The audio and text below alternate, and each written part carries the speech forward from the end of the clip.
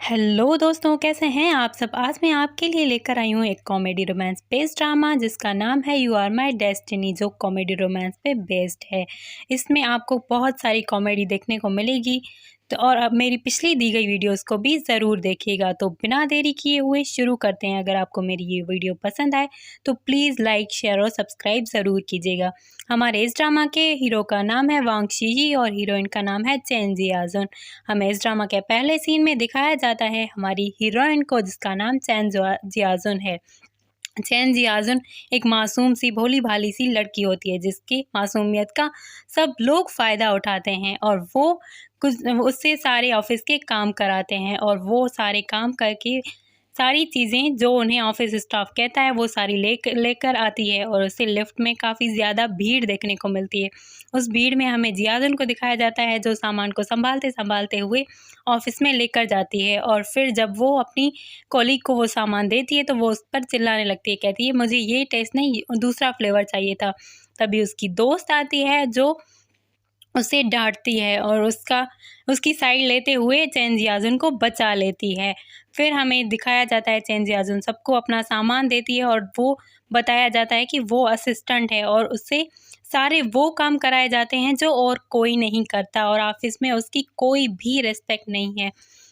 और फिर हमें दिखाया जाता है वांग शी की ऑफ़िस को, जहाँ पे बहुत सारे लोग होते हैं और वो वहीं पे खड़े हुए होते हैं। उन्होंने धरना डाला हुआ होता है क्योंकि उनकी कंपनी वालों ने रोबोट की जगह और उनकी जगह रोबोट को अपॉइंट किया हुआ होता है। वहीं से वांग शी का असिस्टेंट उसे कॉल करता है और उसे सारी सिचुएशन बताता है। शी वहाँ पे आता है और उसके आते ही वो सब लोगों को बाहर जाने को कहता है और सिर्फ़ उन काम वर्कर्स वालों को बैठने को कहता है और वो उन्हें थोड़ी देर में चुप करा लेता है। जो बाप बेटे उन सारे वर्कर्स को भड़का रहे थे, वो दोनों अकेले रह जाते हैं, बाकी सारे लोग बाहर चले जाते हैं और वो उन्हें भी मना लेता है। आखिरकार वो भी हार मान लेते हैं और उनका भी कोई काम नहीं आता। उसके बाद हमें शी को दिखाया जाता है जो अपने असिस्टेंट से बातें कर रहा होता है और उन्हें उसका असिस्टेंट उसकी बहुत ही ज़्यादा तारीफ़ करता है और उसे कहता है कि आपने तो ये मामला चुटकियों में निपटा दिया, ये वर्कर्स तो वरना मानने वाले ही नहीं थे। फिर हमें शी को दिखाया जाता है जो अपने ऑफिस में जाता है और फिर उसके बाद वो अपनी दादी से मिलने के लिए जाता है। वांग शी की दादी उसका रेस्टोरेंट में इंतज़ार कर रही होती है और फिर वो उसे वही पुरानी बातें जो माँ और दादी कहती हैं, बेटा तुम शादी कब करने वाले हो। और शी उसे कहता है कि अभी नहीं।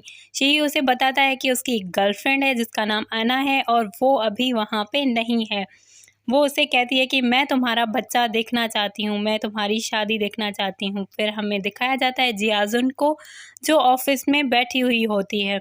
सारे लोग ऑफ़िस में काम करके चले जा रहे होते हैं लेकिन वही अकेली होती है जो बैठी हुई होती है। फिर उससे हमें दिखाया जाता है एक लड़के को जो चेन जियाजुन का बॉयफ्रेंड है और वो लड़कियों को ताड़ रहा होता है। हमें इसी जगह से पता चल जाता है कि वो किस तरह का इंसान है और फिर वो जियाजुन से मिलता है। उसके बाद हमें दिखाया जाता है इस ड्रामा की सेकंड मेन लीड अना को, जिससे फ्लावर वांग शी ने भेजे हुए होते हैं और वो उन्हीं फ्लावर्स को देखकर बहुत ही ज़्यादा खुश होती है और फिर वो शी को कॉल करती है और वो उन दोनों की हमें स्वीट स्वीट सी बातें देखने को मिलती हैं। फिर हमें दिखाया जाता है शी को।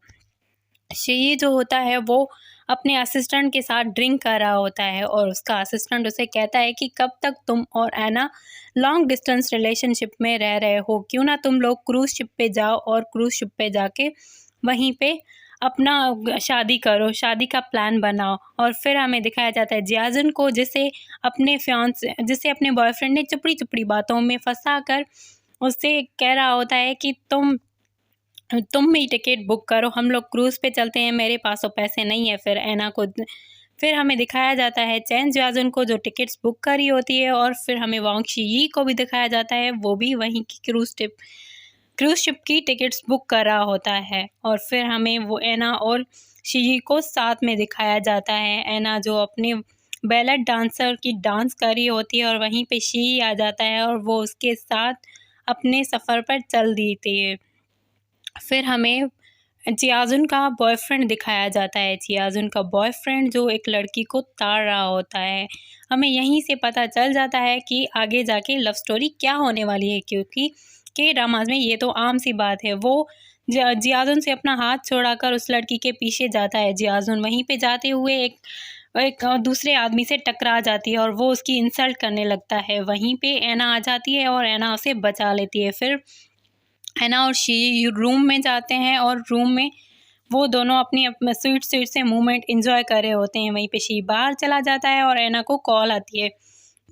ऐना को कॉल आती है कि वो फॉरेन में जाकर अपनी डांस कंटिन्यू कर सकती है और उसे एक न्यू प्रोजेक्ट मिलता है। वो लोग ऐना को जल्दी आने के लिए कहते हैं।